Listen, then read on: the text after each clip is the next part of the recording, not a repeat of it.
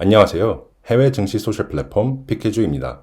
이번 주도 어김없이 한 주간 미국 증시의 가장 흥미로운 주제를 전해드리는 마켓톡을 준비해 보았습니다. 하락의 나스닥, 위기의 니콜라. 2주 연속 하락하며 크나큰 불확실성에 직면한 미국 증시. 9월 둘째 주 나스닥은 마이너스 4.1% 하락하여 3월 이후 최악의 주간 기록을 2주 연속 갱신했습니다. 지난 6일간의 거래 동안 10% 이상 하락한 나스닥. 그중 가장 눈에 띄는 변동성을 보인 주식은 많은 분들의 사랑을 받았던 수소트럭 제조업체 니콜라였습니다. 지난주 롤러코스터를 탄 니콜라 주가. 지난주 니콜라 주식의 변동성은 어마어마했습니다. 노동절 휴장 이후 9월 8일 장 시작과 함께 GM과의 파트너십 뉴스가 발표되었는데요. 이 덕분에 주가가 40%나 급등했지만 이후 3일 연속 평균 15%가량 폭락했습니다. 이렇게 하락한 니콜라의 주가는 금요일 종가 기준 6월 4일 IPO 가격 밑으로 떨어졌습니다. 이러한 급격한 하락 뒤에는 힌덴버거 리서치가 9월 10일 발표한 니콜라는 수많은 거짓말 위에 세워진 정교한 사기에 불과하다 라는 리포트가 있었죠. 힌덴버거 리서치는 누구일까요? 먼저 힌덴버거 리서치에 대해 알아보겠습니다.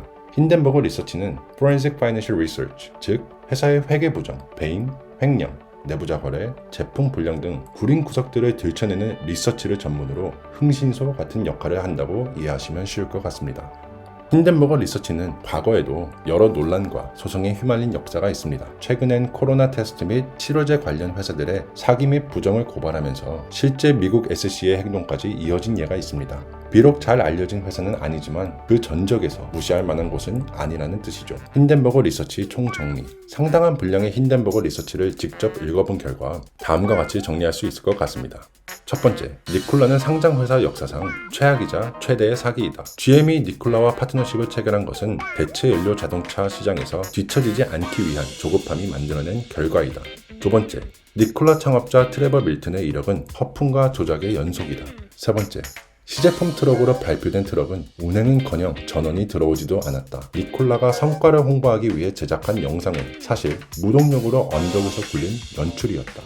네 번째, 니콜라의 예약 주문 리스트는 허풍으로서 4조 원 규모의 선 주문을 해서 니콜라 트럭 예약의 3분의 1 이상을 차지하는 US 익스프레스의 현금 보유량은 1.5조 원 규모에 불과하다. 그리고 가장 주목을 받았던 앤하저 부시와의 계약권도 실상을 알고 보면 90일 이상의 주행시험 및 향후 생산 여부에 따라 언제든 취소될 수 있는 주문이다. 다섯 번째, 광고된 바와 달리 수소 연료의 높은 생산 비용은 경쟁력이 없다. 니콜라는 자체적으로 수소 연료를 생산할 여력도 없다.